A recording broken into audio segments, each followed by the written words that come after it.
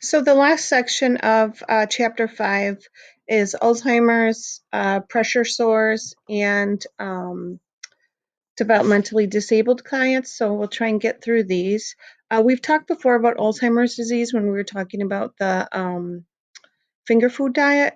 And remember, the point of that finger food diet for someone with Alzheimer's disease is to help them with self-feeding and maintaining their dignity. You all know Alzheimer's disease is a form of dementia, impaired mental functioning, and there's different stages that you can find in your text on page 118. 60% of all admits to a skilled nursing facility are Alzheimer's disease. And these folks need weekly weights. They need the involvement of all staff to assist with meals and help observe their intake at meals. They need a heavier meal or a more nutrient-dense meal in the morning, and that's because of what's called the sundowning effect. Um, Folks with Alzheimer's are typically more alert in the uh, early period of the day, and they get more agitated as the day goes on.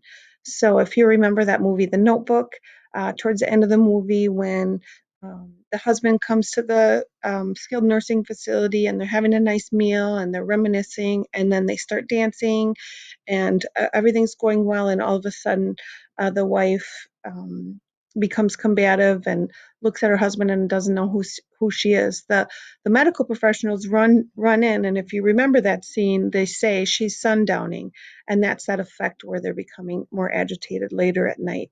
They typically don't consume as many calories at this time, so we want to make sure that we're getting the most nutrient dense meals and snacks earlier in the day.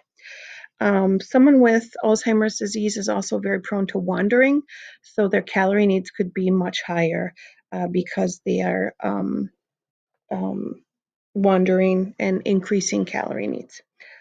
So again, increased nutrient density in the morning, um, and then they might need a lot of cues to eat and those finger foods. Pressure ulcers, previously known as a bed sore. Your book has a nice graph that talks about the stages of bed sores or pressure ulcers, stages 1, 2, 3, and 4, from the least to the most severe. And you'll see it on the right-hand column in that staging chart on page 120, 123, or 122 and 123. You'll see in the staging that their calorie needs, protein needs, and fluid needs go up with the severity of the pressure ulcer. Okay, we'll see increased protein, increased calories, increased fluids, and then in our higher stages, the vitamin and mineral supplements may be required. Vitamin C and zinc have been shown to help with wound healing. Um, Malnourished patients are at risk because of poor eating and drinking habits. And the pressure ulcers, like I alluded to in the last video, is a result of immobilization. So if someone is very obese, or if someone has an injury where they're unable to get out of bed, they are at risk for pressure ulcers. This is why many facilities have adopted this time to turn policy, and this is taken right from Fredert when I was there with my students, where they'll have set times where they're turning or moving patients from one side to another to eliminate the pressure that's on one area. If you're curious, here's a pressure ulcer video for 18 minutes. It is rather graphic, so if you have a sensitive stomach, you want to take caution there. Now let's look at those protein needs. Pressure ulcer stage 2, that's going to be 1.2 grams per kilogram of body weight.